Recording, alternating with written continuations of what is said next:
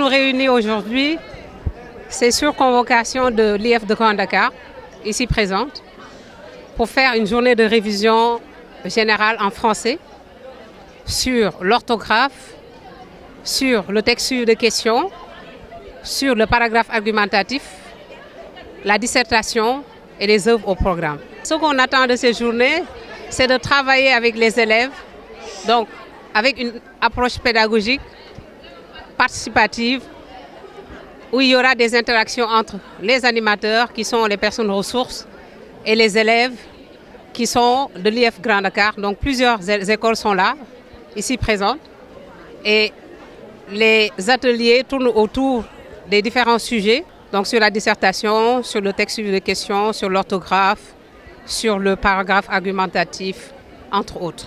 Le choix des écoles, c'est des écoles de l'IF de Grand Dakar qui ont été choisies pour venir, et ce sont précisément des classes de 3e.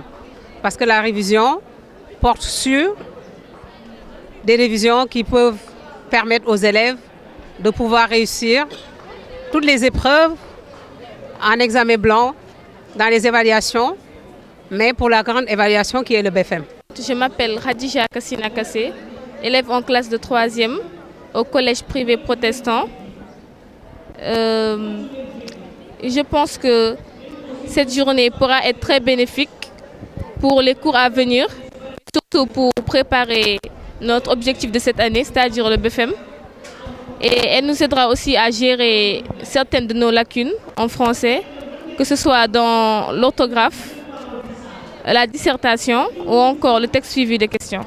Nous sommes ce matin réunis ici au groupe scolaire Le Protestant pour en fait partager avec nos candidats au BFM de tous les collèges publics mais également privés de la circonscription pour les accompagner dans les révisions en français.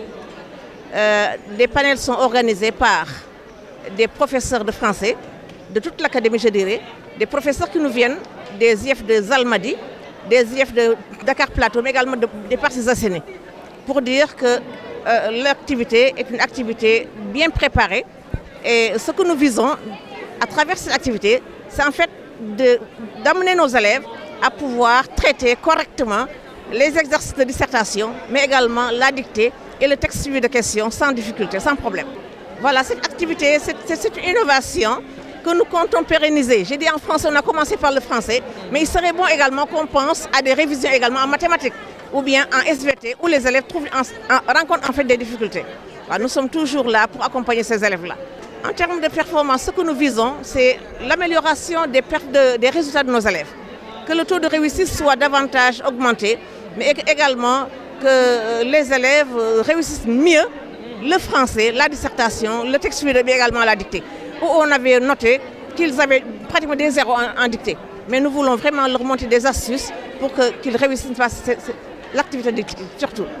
Avec l'état civil, au sortir de la rencontre que nous avons tenue avec l'inspecteur d'académie, également le coordonnateur de Pentium Dakarou, nous avions proposé un canevas partagé pratiquement avec les participants.